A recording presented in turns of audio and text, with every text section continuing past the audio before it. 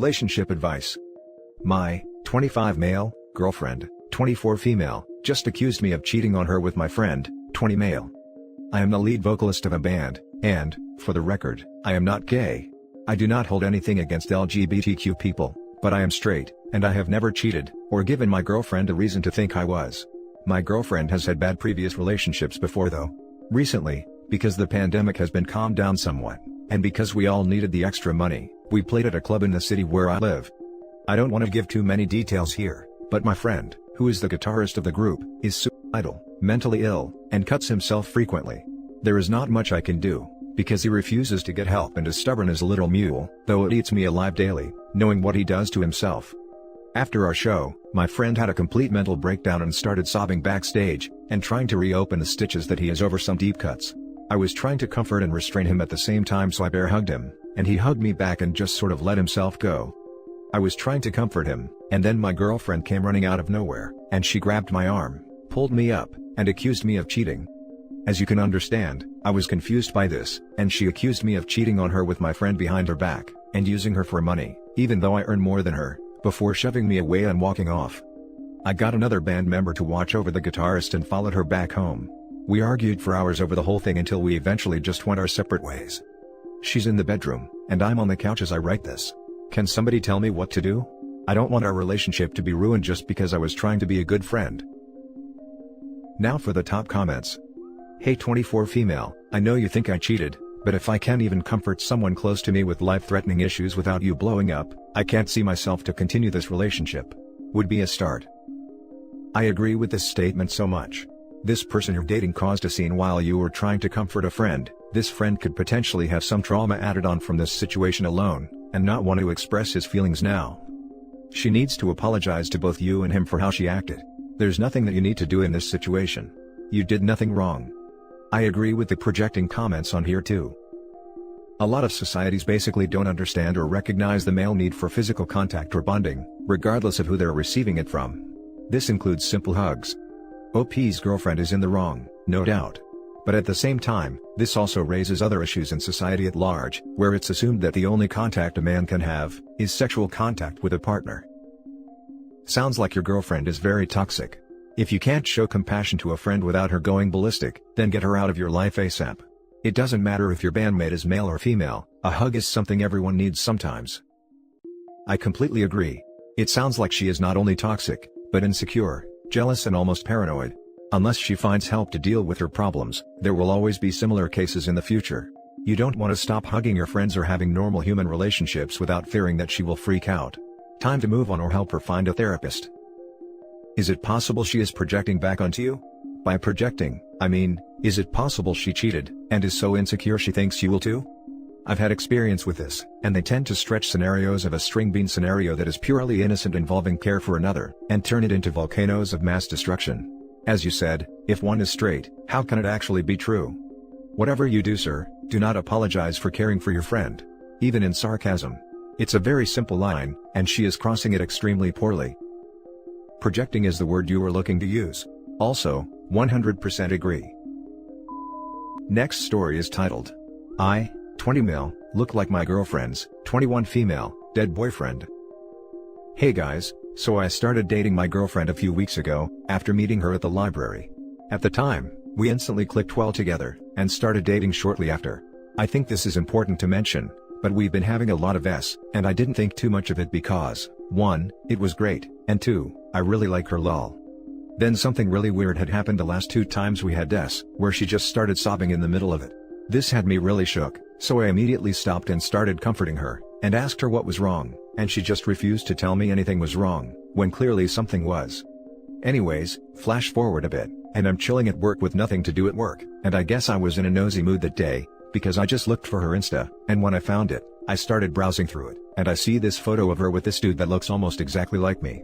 The resemblance was like uncanny, and it had me shook for a little bit. Then I started reading the comments, and they're all variations of RIP or taken too soon etc. etc. After that, everything made sense to me. I'm pretty sure she's still grieving, because while I don't know exactly the date of when we meet, I know that it's at least a couple of weeks after that photo was posted, so I'm pretty sure the dude passed away fairly recently. I really like her, but man, I don't think her being with me is good for her mental health at all, and I don't know what to do. Do you guys have any recommendations on what I should do? 'Cause I'm really lost here. Now for the top advice. My suggestion would be to try gently talking to her. I lost my husband 3.5 years ago, and around the 10-month mark, I thought I was ready to be in another relationship and starting dating a guy that I had been friends with for years. It turns out I wasn't anywhere near ready to move on at all. The grief doesn't even really start to appear properly until the end of the first year, second year, but I was so terrified of being alone forever that I jumped the gun, and pushed myself when I still had so much to process. The crying during us, she's definitely still grieving him. The fact you guys look very similar, that could be inadvertent, maybe she just has a type, I know I do. That might also have a bit to do with upsetting her during us. The only way you will find out is to speak to her. The way you've written this post, it sounds like you're a caring person, so have that gentle conversation with her. Ask her if she's really ready to be with someone else again and remind her there's no judgment. Good luck. Thank you so much for your kind words. I really hope things are going much better for you now, especially with how crazy this year has been. Also, thank you so much for the advice. Every comment is just some variation of break it off, and it has me going okay, but how? 'Cause I really don't want to make things worse, and I don't think she's ready to be in a relationship so soon, but I'll definitely try to have a conversation with her and be as gentle and as open as possible, so things don't get worse. Again, thank you so much for the advice. She may not realize that she's not ready to be with someone else yet. When I was in that next relationship, I was sure I was ready and definitely in denial. But it took me a while to realize. She's lucky that she has you, because you seem like a really great guy. Maybe start by saying you're worried about her, and hopefully she'll be able to be open and honest with you. I am doing a lot better now, but only because I've spent a lot of time on my own. I haven't been in another relationship since, and put the hard work into working on my grief and being a mother to my 2 kids. And yes, this year has been bonkers. No doubt she's still grieving.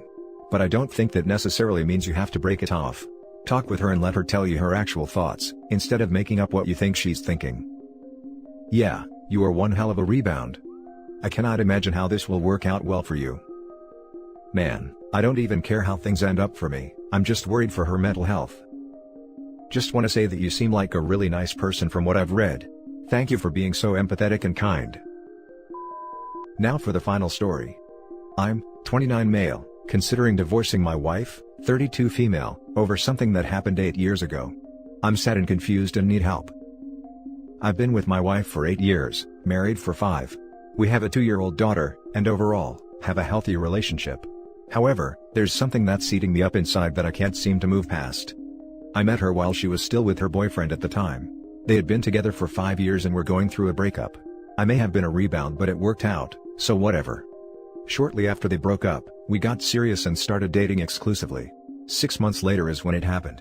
One night, she went ghost and I couldn't reach her. Eventually, at 10 p.m., she called me and told me she was at the library studying and lost track of time. I trusted her. Fast forward a few months later and she confessed what really happened. Turns out she got a call from her ex-boyfriend asking her to come over and chat with him and his mother who was in town. Basically, it was a nasty breakup with a lot of loose ends, and he asked if she could come over and talk about stuff and get closure after such a long relationship. So, she did. And didn't tell me. She also told me she fell asleep on the couch watching a movie and drove home in the morning.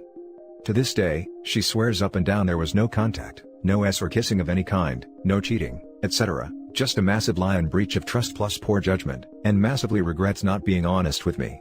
She told me she went over there because she felt bad. His mother called her and told her he was suicidal and severely depressed about their breakup, so she says she went over there to help him, but told him expressly that there was no getting back together, and was in a relationship and only doing it to help him find closure. Basically, she lied to me about going over and sleeping over at her ex-boyfriend's house. I've pressed her on this for years, and she swears on her life she never cheated on me, only that she told me a huge lie that she will forever regret. However, my trust is broken. It keeps coming up in my head and I can't help but feel I'm being lied to, even though we've discussed this for years. I've spent all this time trying to move past it and forgive her. And I do, intermittently. But some days like today, I just fall apart over it. We're married, have a beautiful daughter, and it pains me to be in pain over this one-time situation that happened nearly a decade ago. At the end of the day, I decided to forgive her, get married, and start a family with her. So being in this situation is also my fault for not leaving her at the time. I think we could possibly work through it, but I'm also not sure how. She has broken down crying and pleading with me several times over the years to please believe her, that she has never once cheated on me. Just made a huge mistake by deceiving me that one time during the first year of our relationship. What can I do? We talk about it, but it never goes anywhere beyond her crying and me telling her it's hard to trust her. Now for the top advice. It's been 8 years, and you are married. You married her even after you first had your doubts. That is quite ludicrous to me. You've been torturing yourself, and probably her, over this for 8 years. I would advise therapy. I have no idea why you married her if you thought she cheated, and I have no idea why you chose to have a child if you thought she cheated. Agreed. Why keep interrogating her over this if you chose to move past it? I could see this eating you up if she kept lying to you about stuff and gave you reasons not to trust her in the present, but that doesn't sound like the case here. If you are considering divorce solely over this past event, the root of your anger is likely something else, and you are fixating on this one thing. Has she done anything else in the 8 years since? Because if not, you need to head to counseling. How do you even bring this up? Is it always in your head? You are hardcore focusing on this and bringing it up over and over again, and getting in fights about it. You don't believe her, which is why you keep bringing it up. If this was something that happened recently, I would be a little gentler in my response. But to keep getting in fights with your wife over and over for 7 years, that's really unfair to her. She definitely was dishonest, but 7 years later you're thinking about divorcing her because of it? You are consistently getting in arguments where she breaks down crying, begging forgiveness, pleading with you that she tells you the truth. Are you sure you're not punishing her because you don't believe her? Counseling for you separately, and also couples counseling, would be very helpful. Also, stop telling yourself that you forgive her. You haven't, and being dishonest to yourself about it isn't going to help. I hope it works out for you, but if you can't let go, please divorce her already. This is not healthy for either of you. At the end of the day, I decided to forgive her. But then you didn't. You haven't forgiven her. You keep bringing it up. That's not forgiveness. That's picking at the wound. You need to see a therapist, for your own sake. Full offense dude, but this sounds absolutely ridiculous. She told one lie 8 years ago and you have no proof she cheated, and you want to break up your family over that? I would understand if she is currently still acting sketchy and giving you hints of cheating, but if this is the only incident in 8 years, then you need to get over yourself and get some therapy. Go to couples counseling or go to therapy by yourself, but you need to get over it. And that's it for this video guys. If you have thoughts to share, leave a comment below. Don't forget to hit like and subscribe if you like this content. Turn the notification on to get updated on my latest posts. I'll catch you in the next one. Good day everyone.